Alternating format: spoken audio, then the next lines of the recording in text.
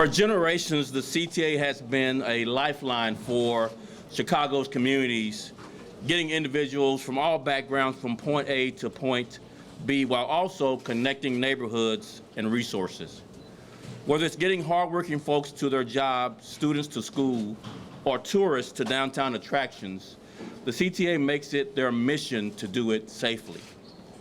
And just like the Chicago Police Department, the CTA serves the people of Chicago every day.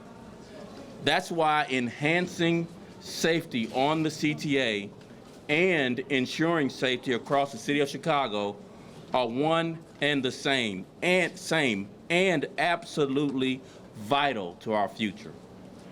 Our public safety efforts has always included dedicated work with our public transit partners.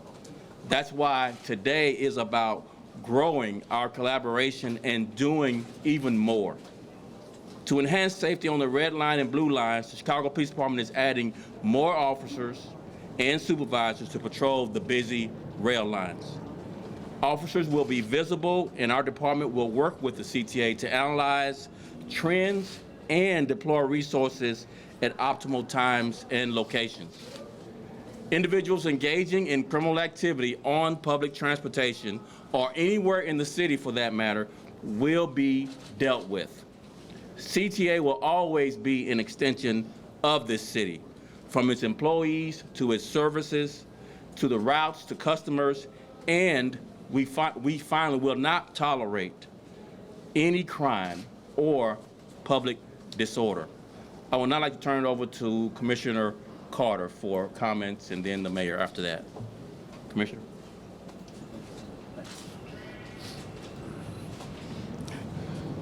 Thank you, Superintendent. Good afternoon, everybody. I also want to acknowledge my chairman, Lester Barkley, who's with us here today, who is in support of the conversation that we're having today. In addition, I want to obviously recognize both the mayor and the superintendent for their ongoing support, and as well as Alderman Hopkins, who's here representing his ward, who I appreciate being here today as we talk about this serious topic. Over the past 2 years, we've all had to respond and adapt to the uncertainties presented to us by COVID-19. And despite those challenges, one thing that has not changed is our tireless collective efforts to provide a safe, reliable, and comfortable transit experience. As you know, throughout the pandemic, we ran as much service as possible to help ensure that Chicago's essential workers and those without other means of transport could get to where they needed to go without hesitation. Sadly, unfortunately, because there are fewer riders on the system for a long stretch of time, this in turn has led some people to feel a little bit more emboldened to engage in unacceptable behavior on CTA. I'm here today to tell you that that is something we will not accept. To our CTA riders, I want you to know that we are aware of how some of your riding experiences have changed and that we are committed to making it better. I'm pleased to share with you that earlier today, the Chicago Transit Board approved 2 new contracts for unarmed security guards, which will more than double the resources that we have to provide security on CTA. As a result of that effort, we'll now have unarmed uniformed security guards patrolling rail stations across the system, but also have enough resources for targeted teams to be deployed and travel on both our buses and our trains. We believe that having a visible presence of guards is an important deterrent to misbehavior and also helps demonstrate our commitment to addressing our riders' concerns. In addition, the guards will also receive training about CTA operations so that they can assist customers with general questions about service. We believe that unarmed guards provide an added layer of eyes and ears out on our system and can quickly report emergencies. We also believe they will help deter incidents of misbehavior and assist the Chicago Police Department as needed. For more than 2 decades, the CTA has used unarmed security guards. Security guards are a key component of our multi-pronged approach for tackling crime on our system, which also includes our extensive security camera network that boasts more than 34,000 cameras on buses, trains, and across our entire system. And of course, our work with the Chicago Police Department, which is the lead entity for law enforcement on our system. Today's announcement is the latest example of how beneficial and collaborative CTA decades-long partnership with CPD is, and that together we have shared a commitment to provide a safe and comfortable public transit experience for everyone. I am proud to be a partner with Superintendent Brown in endorsing and pursuing this effort, and I look forward to working with him and his team collaboratively as we address this problem on CTA. And with that, it is now my great pleasure to introduce Mayor Laurie Lightfoot. Mayor? Good afternoon, everyone. Thank you, Superintendent Brown and President Carter.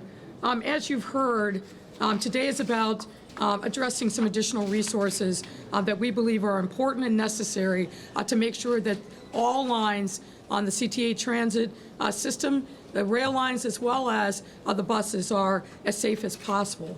I want to start, though, by thanking President Carter and the team at the CTA. I want to remind everyone that the Chicago Transit Authority was the only large metropolitan system that continued to function throughout the pandemic. That's an important point because we knew that it was important for workers and other commuters to be able to get back and forth through the city who didn't have the luxury of staying home and doing remote work. Now, as we're seeing ridership tick up, as the city is opening back up because we're in a better place. We're seeing businesses start to call their workers back downtown. We want to make sure that the transit experience is not only safe, but clean and something that we all can be proud of. Our transit system connects each of our 77 neighborhoods, helps us remove barriers to access by getting residents where they need to go in time in a way that is simple and still very affordable. For decades, the CTA has provided that world-class system for our city and has worked day in and day out to ensure this system not only functions properly, but goes above and beyond as it connects each of our communities through buses and rail. We have a number of incredible initiatives planned to enhance the efficiency and accessibility of our transit system even more. But none of that will matter if CTA customers don't feel safe taking public transportation. Recent CPD data shows that violent crime on the CTA is up this year in comparison to the same period last year. I will tell you, and I know all of us agree, that is simply unacceptable. So we are taking the steps that are necessary, following the data, and making sure that there are enhancements. That's why I'm proud to share that the CTA has partnered with the CPD to enhance safety on the busy red and blue lines. To do so, CPD is strategically adjusting resources from within its Bureau of Counterterrorism and will have dedicated gang and narcotics teams investigating crimes on the transit system and patrolling the busy rail lines. In addition, CTA, as you just heard, will further promote safety and comfort during commutes by expanding its use of unarmed contracted security guards. You heard it from the superintendent. You heard it from President Carter. The word is visibility. What we need to do is make sure that on every platform across our system that you, the commuters, see the visibility of sworn police officers as well as these unarmed security guards. And what I will also say to the commuters, if you see something on a train or on a bus that you know is unacceptable, please do not hesitate to call 911 or 311 to report it. We all have to be working together to make sure that our system is safe. And we've got to ensure that our customers, our commuters, know that we are doing everything possible to make sure that the rides and the commuting is safe. So on top of this, the CPD and CTA will continually analyze crime patterns and determining optimal deployment strategies, including times, locations, and numbers of officers, and collaborate to identify and address areas that are experiencing higher occurrences of crime. Enhancing public safety, as I've said many times before, and I will continue to say every single day, has to be the top of mind priority for all of us and requires a whole of government approach. This enhanced partnership is emblematic of that necessary collaboration. And we'll continue to greatly improve our citywide mission of creating a better, safer Chicago for all of our residents. I'd like to again thank President Carter, Superintendent Brown, Alderman Hopkins, who's also been a very invaluable partner in making sure that we are focused on the things that are important to our residents, and that is safety everywhere. And we look forward to the continued partnership. At this time, we're happy to take any questions that you might have. Thanks a lot, Mayor. Hey, we're going to kick it off. Sir, when you know, you've been to our press conference before, we do this in an orderly fashion. Keep your mask up. We will call you in turn. We don't do shout-outs, okay? Cesar will call you when it's your turn. Thanks. Go ahead. All right, we'll kick it off with Nate from Fox. Mayor, good afternoon. Nate, Fox Good 32. afternoon.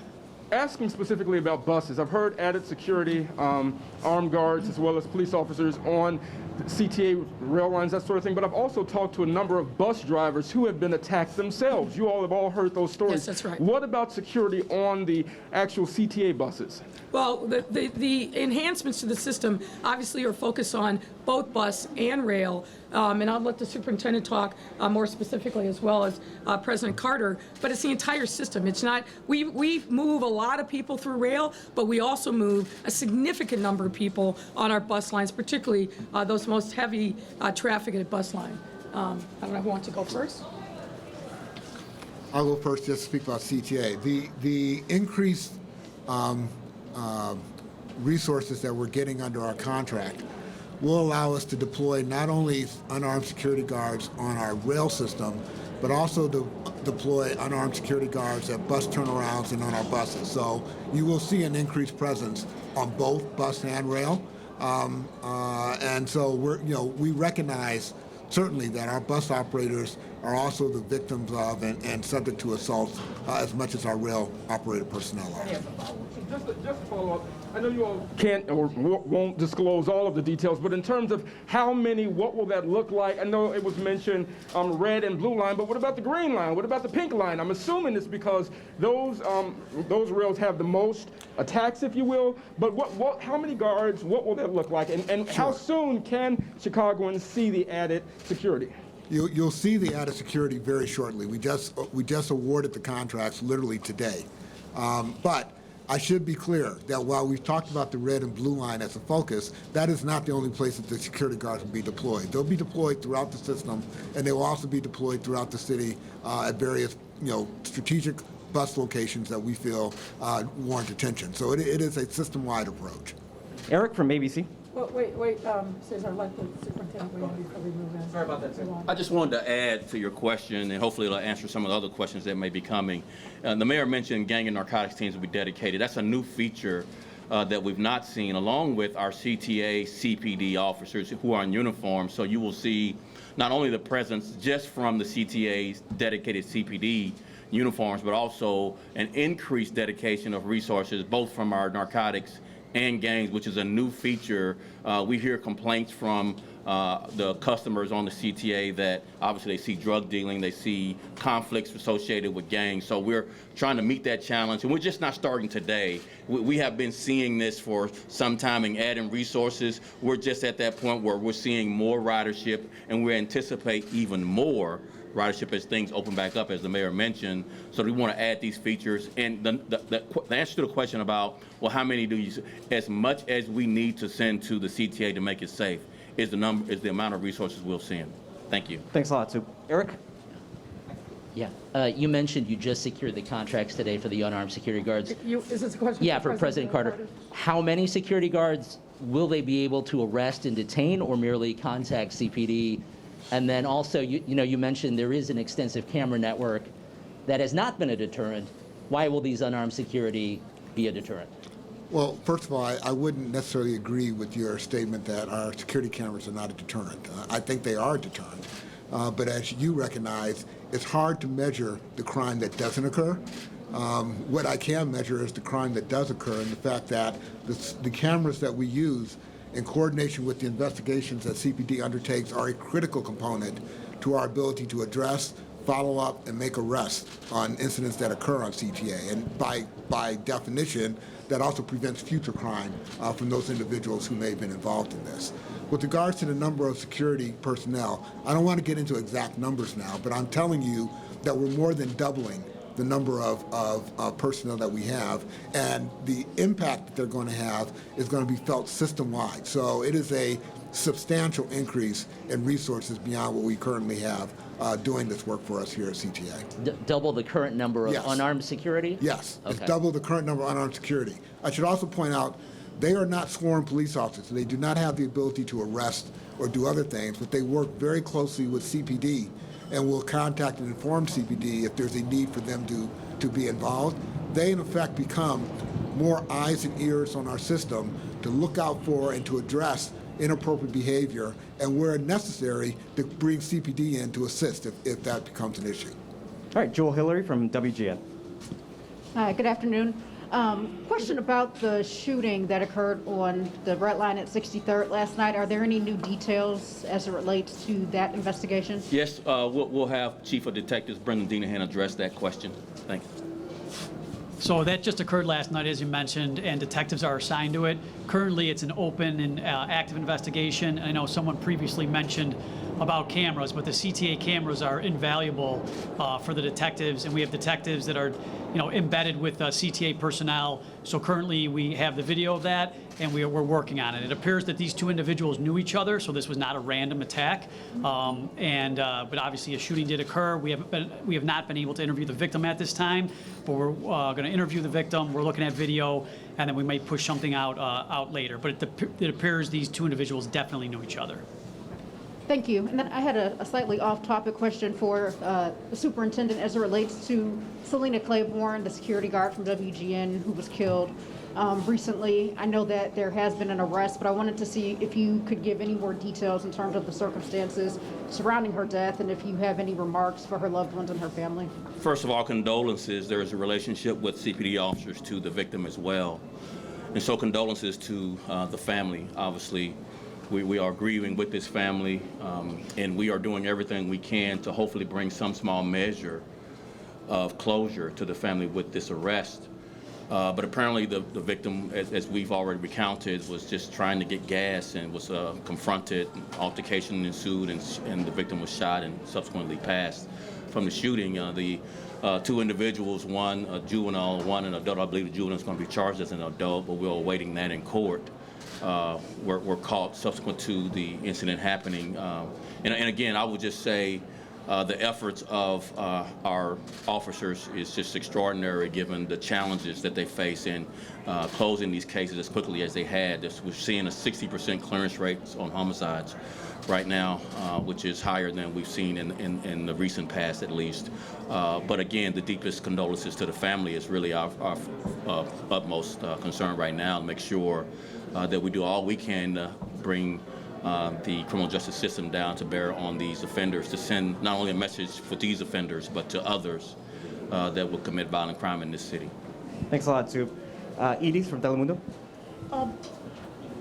Beside the safety, I was talking with a few customers from the CDA, and they also mentioned that other of their concerns is the homeless, that apparently they're more homeless, and also apparently they're using a couple of trains as a bathroom. That's the way that they say it. So your question is about homeless folks that are on the And trains. This has been a consistent, I'm sorry? This has been a consistent challenge for the system really throughout the pandemic. We have spent an inordinate amount of resources doing outreach with social services organizations led by the Department of Family and Support Services throughout the pandemic. One, because obviously we're concerned about the health and well-being of homeless folks everywhere, but particularly in our system, making sure that they had access to care, to testing, and then doing everything we could to transition them from the trains to supportive housing. And while that work is ongoing, I think as we see more people return to the system, we're going to see less and less of those challenges. But it is a challenge. I'm not going to tell you that it isn't. And I don't know, President Carter, if you want to address that issue as well. No, I think the mayor summed it up quite accurately. I have described the homeless problem as one of the most complex and challenging problems I've had to deal with in my career in public transit. And I should point out that it's not unique to CTA. This is an issue that's happening to transit systems all over the country. I think the mayor is correct. The strategy that we're deploying, which is to really try to get social services more involved on CTA, to provide them support, to help them deal with their challenges and hopefully get them into a better situation than being on public transit, I think is the solution. I think it's also safe to say that there's nothing good about living on public transportation. One of the other things that I'm excited about with our security guards is that part of the training that they will be receiving will be around how to de-escalate and how to deal with the homeless population, and hopefully they can provide additional support to our social service agencies in terms of identifying and working with the homeless population to get them into a better place. Kate Chappell, NBC. My question, just wondering if President Carter, you can just talk more so about, I know it was just approved this morning, so the logistics are still being worked out, but just, you said shortly we'll see more of these guards. Are we talking about tomorrow? And what hours, is this all hours of the day that commuters or just during the busy times can expect to see more guards? No, you're going to see them 7 days a week, 24 hours a day. They're not going to be out tomorrow because we still have to sign the contracts and everything, but I would say certainly in the next couple of weeks, you'll start to see the additional resources being deployed. Jackie from CBS. Yeah, okay. I just want to make sure I sort of understand correctly, but will CTA riders see CPD officers on the trains, on the buses, and these unarmed private security guards, or is it the unarmed security guards who will actually be riding the trains and buses, CPD officers more so on platforms and end stations? So I'll take the CPD portion of it. So you'll see CPD resources on the trains. We'll actually have a operation that deals with buses as well, where you'll see officers in and around and on buses that have been problematic. We're running criminal statistics to give us some leads on, where are the peak crimes, when they happen, locations, days of the week, time of day, et cetera. But also on the platforms, on the trains as well, working in coordination with the unarmed security. John from Streets Blog. So in New York, which has a much larger transit system than Chicago, they just announced that they're spending $100 million to put platform doors at all their stations. Yeah. So that keeps people from going onto the tracks, get their phone. We had someone in Chicago die that way. Last fall, we had a woman who was visiting for the marathon get randomly shoved onto the tracks by a person with mental illness. They also help prevent suicides. They allow the trains to run faster. Is that something you would consider doing? Well, I'll start and then I'll pitch it to President Carter. Obviously, we're always looking for ways to make sure that the system is safer. Watching with great interest what the folks in New York are doing. But, I think we've got to make sure that we are shoring up our resources here in the first instance. But I'll pitch it to President Carter now. Sure. I think the short answer to your question is yes, we are looking at that same situation. One of the things that we've recognized over time is that technology for dealing with this kind of a problem is ever evolving. We face the same challenge that New York faces in that our system itself is very old, and retrofitting it to put in barriers is actually a prohibitive expense. But I would recognize that there are new technologies now that may not be as expensive that we are looking at and determining whether or not they might be a good fit for something we might want to do here at CTA. Sure. And also, so it seems like a lot of the sanitation and crime issues on the CTA, obviously not all of them, are driven by the phenomenon of people using the CTA as a last resort shelter, often people with mental illness. So we're spending $3 million on this security contract. Has there been any consideration to using increased funding for housing for the homeless and mental health services as a strategy to improve sanitation and safety on the CTA? Well, I can't speak to what the other city resources may be that are placed on addressing the homeless problem. I think that the money that we're spending at CTA for security services is going to be money well spent, both in terms of the increased visibility that it will provide to our customers, and also for their ability, as I indicated earlier, to interact with the homeless population and others to provide assistance and to help with the social service agency at the city to determine other alternatives other than being on CTA. but I'll let the mayor speak to the broader issue. What I would also say is it's not one or the other, it's both and. We have committed in our $1.2 billion investments to making sure that we continue to shore up resources both for mental illness and trauma across our city, in addition to providing additional resources specifically for homelessness prevention, as well as making sure that we're expanding our offerings of affordable and transitional housing. So I don't think it's a one solution. As President Carter said, and he's absolutely right, the complexity of homelessness in our city, but particularly those folks who have gravitated towards the transit system, is complicated.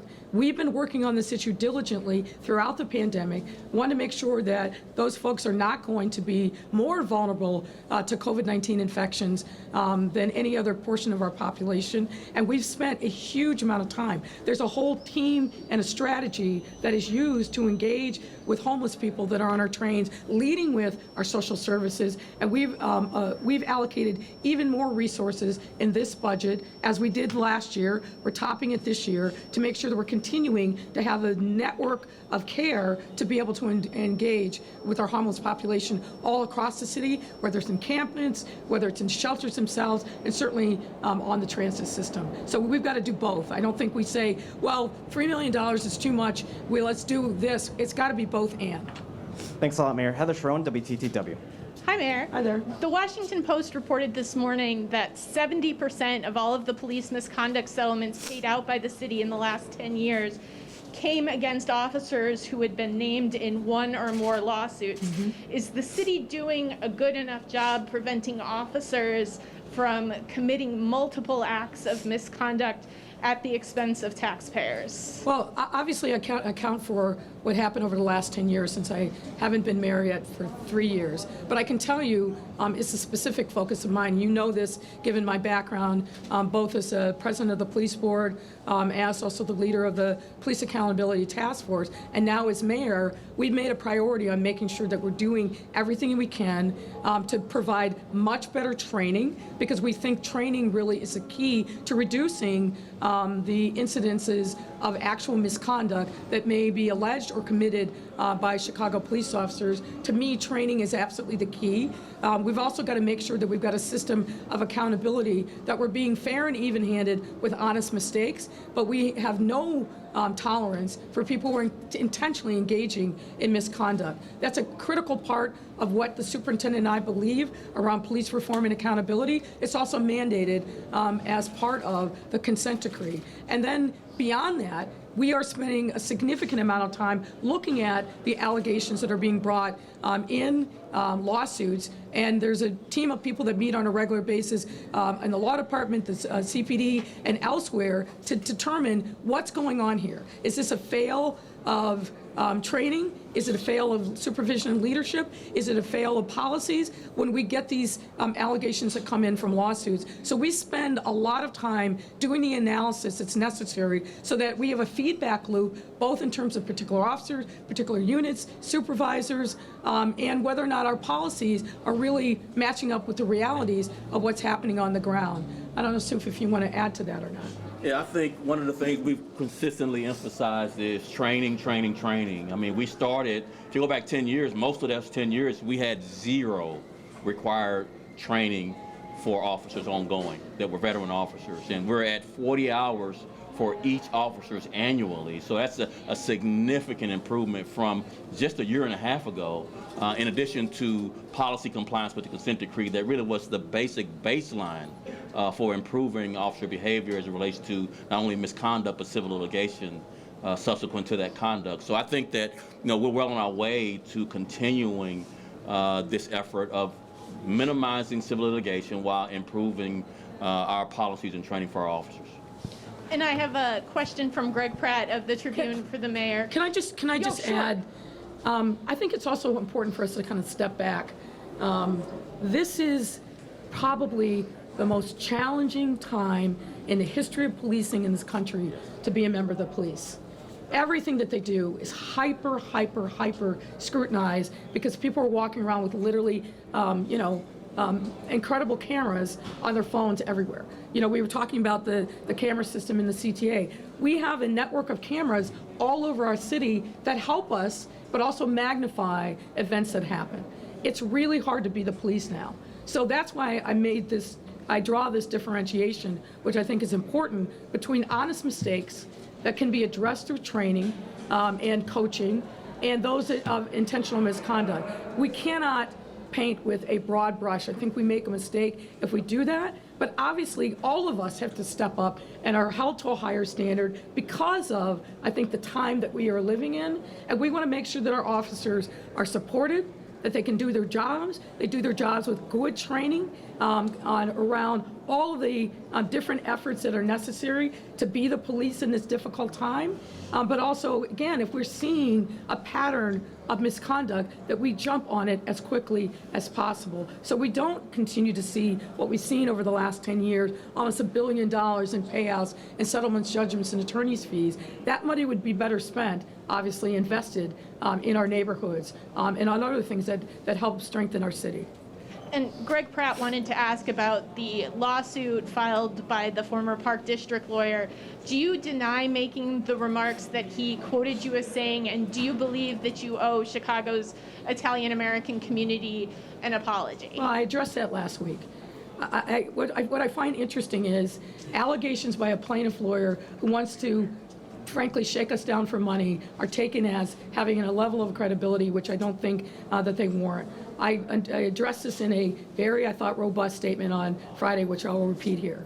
I don't normally comment on pending litigation, but I am deeply, deeply offended and reject as ridiculous the allegations that are in that lawsuit, and particularly any suggestion that I hold animus towards Italians or Italian Americans, because nothing could be further from the truth. I said this on Friday, which Greg Pratt knows. I'm not going to comment any further on this pending litigation, but I'm 1,000% confident that when the facts come out in that lawsuit, that the words that I've uttered today and the statement that I made on Friday will be fully vindicated. Thanks, Mayor. Meyer from ABC. Superintendent Brown, I think the mayor addressed this, but I just want to be sure, are the officers you're adding for this effort coming from any specific unit, or will it require any kind of overtime of all your officers? So here's how I put it to our officers in the Counterterrorism Bureau. You own the CTA. It's not an extra thing you got to do. It's part of what we should do, is make the CTA safe for all Chicagoans, and to include tourists and other visitors that we have. So again, part of the job for the Bureau of Counterterrorism, what's different is the effort for narcotics and gang units to be a part of the presence and the activities that our police officers will conduct, both in an undercover plainclothes capacity and in a uniform capacity, and throughout the CTA system, not just red and blue lines that has seen an uptick in crime. And I just want to back the context of this up. These last 8 weeks, the first 8 weeks of this year, we've seen an uptick. But last year, 11% decrease in crime on the CTA. So, we're getting on top of this. We recognized it at the beginning of the year, but we're continuing to evolve our efforts to meet the challenge of public safety on the CTA and across the city and neighborhoods. Thanks a lot, Sue. Josie from the Sun-Times. Yeah, so who made the decision to pull the officers who made the arrest involving Chief Talley's car from the street, and why? I made the decision. We forwarded the investigation to the Inspector General. We are not commenting any further on the investigation. The why is, until we fully understand all of the conduct of every officer involved, is why we pulled them.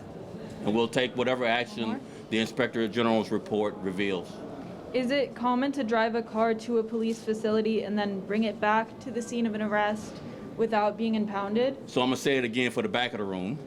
We're not commenting any further on the investigation until the independent body, the Inspector General's officers, conducts the complete, full investigation. It would be inappropriate to comment, to innuendo, to gossip or rumor, because that's what this is. Until the Inspector General's investigation is complete, all of it is conjecture, innuendo, gossip, and rumor. And we should refrain from that until all of the facts are revealed by an independent body, the Inspector General. Thank you. Superintendent, Mayor, thank you. That's a wrap, everyone. Appreciate it. We got a question here. Thank you very much. I can hold it. Do you want me to wear my mask while I'm wearing? Oh, okay. Sorry about that. So, Mayor, I'm just going to tell you, you're blocking one of the cameras. well, I'm asking a question if you don't mind, okay? Do I wear a mask while I'm asking a question? Is that okay? Why don't you answer the question? Mayor Lightfoot, during the out-of-control race riots in Chicago in 2020, you were seen marching around with a fist in the air. You were heard making anti-police comments. Now we have violent criminals who believe that they own the streets of Chicago. We have experienced police officers who have actual on-the-street experience arresting violent criminals, just throwing up their hands and retiring early. Is there a question, sir? Yeah. Do you feel that What you is it? are? Let's get to it. Do you feel that the citizens of Chicago who have lost faith in you are correct and that you should retire immediately? So there's a lot of misstatements in what you said. Okay. There were no out-of-control race riots in the city of Chicago in 2020. And sir, let me just, you asked your question. If you want an answer, you make a speech, but you don't want me to respond. So now I'm going to respond. Your characterization of what happened in this city in the summer of 2020 is a gross characterization of what actually transpired. So I don't even know where to begin to start to deconstruct the myths and the facts and the outright mistruths in your statement. We had a challenging time in the summer of 2020, as did almost every city in the country. Our officers responded to a historic civic outcry, and as you remember, during that time, we had three things that were happening. Peaceful protests that got hijacked by vigilantes who tried to disrupt and came for a fight with the police, and we saw that play out, unfortunately, way too many times, as well as organized gangs and criminals that were engaged in retail thefts. I think the police department rose to the occasion and handled this unprecedented circumstance as best they could. And once again, sir, you're blocking a camera, but I guess you don't care about that. So I think that's probably as much as your question warrants. Thank you all. Thank you, Mayor. Thank you, everyone. Have a great one. Thanks, Mayor. Thanks.